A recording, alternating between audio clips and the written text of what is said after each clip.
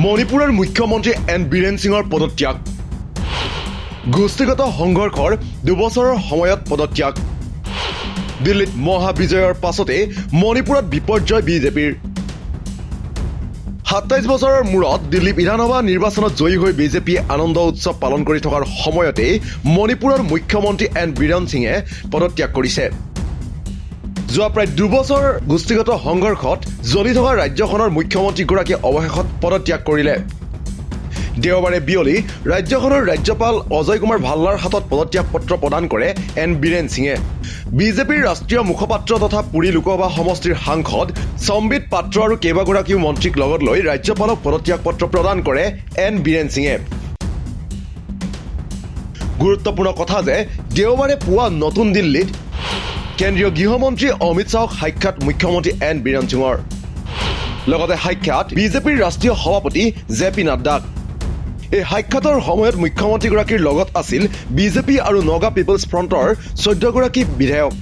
মাত্ৰ 15 মিনিট বৈঠকৰ অন্তত তেওঁলোক মণিপুৰলৈ উভতি আহে আৰু তাৰ পাছতেই বিয়লি মুখ্যমন্ত্ৰী এন বীৰেন সিঙে ৰাজভৱনলৈ গৈ মুখ্যমন্ত্ৰীৰ পদ ত্যাগ কৰে মন কৰিবলগীয়া কথা যে যোৱা বৃহস্পতিবাৰে মণিপুৰৰ মুখ্যমন্ত্ৰীগৰাকীয়ে মহাকুম্ভ মেলাত ত্ৰিবেণী সংগমতো স্নান কৰি আহিছিল তাৰ 3 দিনৰ পাছতেই তেওঁ ত্যাগ কৰে মুখ্যমন্ত্ৰীৰ পদ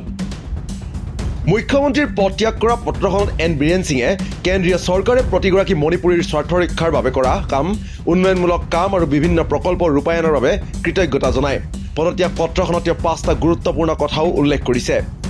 হাজাৰ বছৰ চহকী আৰু বৈচিত্ৰ্যময় সভ্যতাৰ ইতিহাস থকা মণিপুৰৰ অখণ্ডতা বজাই ৰখা সীমান্তত অনুপ্ৰৱেশ বন্ধ কৰা আৰু অনুপ্ৰৱেশকাৰীক বিতাড়নৰ নীতি প্ৰস্তুত কৰা ড্ৰাগছ আৰু সন্ত্ৰাসবাদৰ বিৰুদ্ধে যুঁজ দিয়া বায়োমেট্ৰিক নিৰীক্ষণৰ সৈতে সংশোধিত মুক্ত যাতায়াত ব্যৱস্থা কঠোৰভাৱে ৰূপায়ণ আৰু সীমান্তৰ আন্তঃগাঁথনি প্ৰকল্পসমূহ সময়মতে সম্পূৰ্ণ হোৱাটো নিশ্চিত কৰা উল্লেখ্য যে 2023 চনৰ 3 মে'ৰ পৰা গোষ্ঠীগত সংঘৰ্ষত জ্বলি আছে মণিপুৰ কুকি আৰু মেইটেই জনগোষ্ঠীৰ মাজত সৃষ্ট সংঘৰ্ষৰ ফলত নিহত প্ৰায় 300ৰো অধিক লোক আহত হৈছে কেইবা হাজাৰ লোক ঘৰ বাৰী হেৰুৱাই হাজাৰ হাজাৰ লোকে আশ্ৰয় গৃহত থাকিব লগা হৈছে এতিয়াও এই হিংসাৰ জুইকুৰা উমি উমি জ্বলিয়ে আছে মণিপুৰত এই জুইকুৰা নুমুৱাত চূড়ান্তভাৱে ব্যৰ্থ হ'ল এন বীৰেন সিং নেতৃত্বাধীন বিজেপি চৰকাৰ কেন্দ্ৰত বিজেপি চৰকাৰ থকাৰ পাছতো ৰূপহী মণিপুৰক ঠেলি দিয়া হ'ল হিংসা সন্ত্ৰাসৰ বধ্যভূমিলৈ মণিপুৰৰ গোষ্ঠীগত হিংসাক লৈ সংসদত আলোচনা হ'ল